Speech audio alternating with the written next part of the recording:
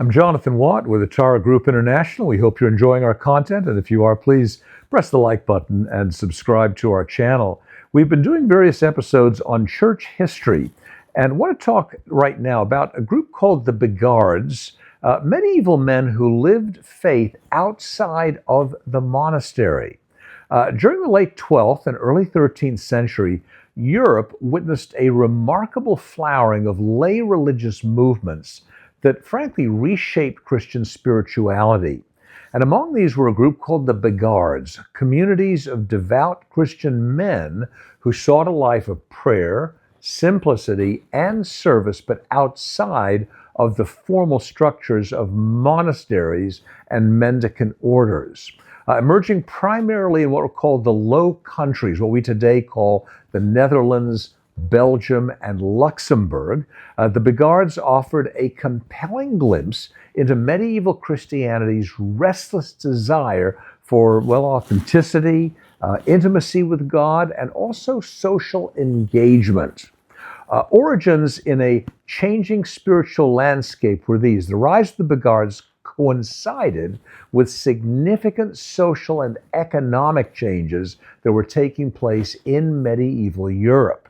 Expanding cities, growing merchant classes, and increased literacy were creating conditions in which religious devotion was no longer confined to monasteries or to the clergy, but, if you will, ordinary Christians, especially urban artisans and laborers, sought deeper spiritual lives without withdrawing completely from daily society. So, in this context, the Beghards emerged alongside their female counterparts, the Beguines, who we've also talked about.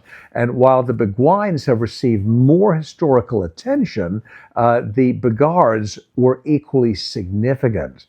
They were laymen who chose lives of devotion, but again, without taking permanent vows of poverty or permanent vows of chastity or a particular obedience. This flexibility allowed them to remain embedded in their communities, supporting themselves through trades such as weaving or manual labor or caregiving, while simultaneously devoting substantial time to prayer and contemplation. So they became a community without vows, and unlike monks or friars, the Beghards lived in informal communities or loose associations. Some resided together in shared houses, others lived alone while remaining connected to broader networks of devotion. And it was this lack of a rigid structure that was both a strength but also a vulnerability. See, on the one hand, it allowed spiritual experimentation and accessibility. On the other, it made the movement difficult for church authorities to regulate or even just to categorize. The Beghards' daily lives reflected a blending of work and prayer and service. They often cared for the sick, assisted the poor, and they aimed to model a spirituality that was rooted in humility and personal availability. Their witness resonated deeply with ordinary people who saw in them a faith that was lived and not merely taught. So they involved mysticism and, if you will, a goal of inner transformation. At the heart of Beghards' spirituality was an emphasis on inner transformation and then a direct experience of God. They were influenced by broader currents of medieval mysticism, and the Beghards often focused on the humanity of Christ, the compassion of Mary, and the possibility of union with God through love. Prayer was not simply recitation, but actual encounter. And this emphasis sometimes brought them close to theological boundaries. Some Beghards expressed ideas associated with the so-called free spirit movement, which emphasized radical interior freedom, and in some extreme cases, people suggested that a soul united with God somehow transcended moral law.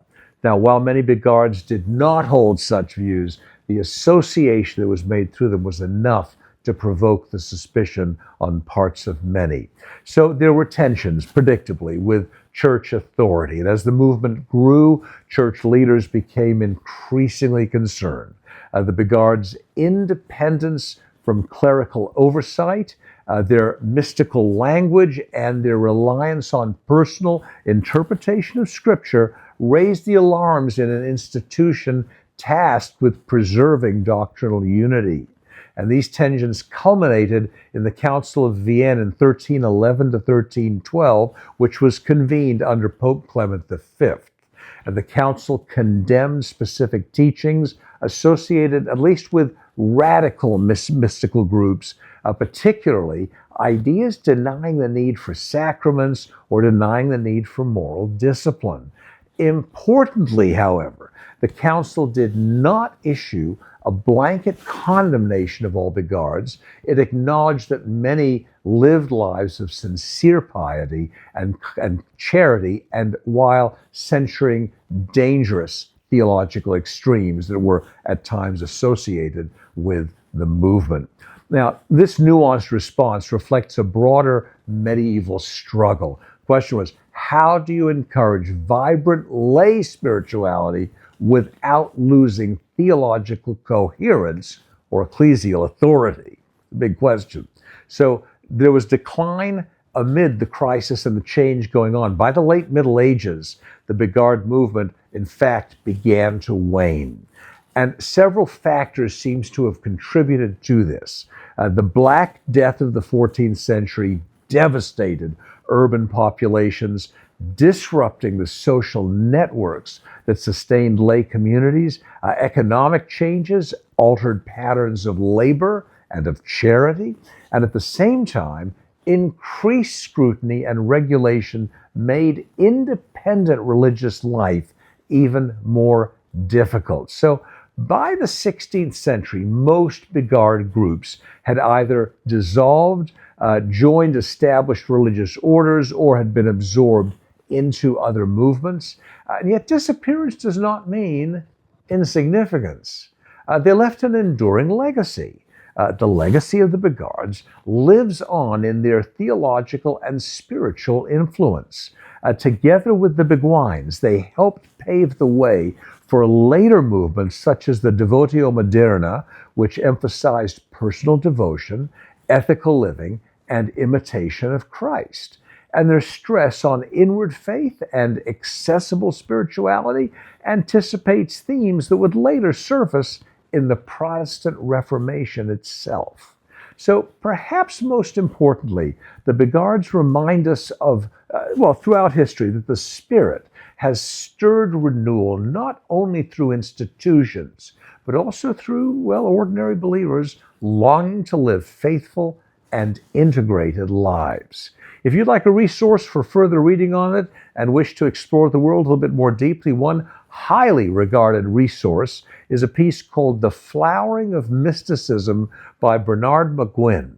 And this scholarly and yet accessible work situates movements like the Beghards and the Beguines within the broader development of medieval Christian mysticism, and it remains a standard reference in the field to this day. So please join the conversation. At Atara Group International, we love exploring especially overlooked stories of Christian history, and particularly those that speak of faith and resilience and a lived theology.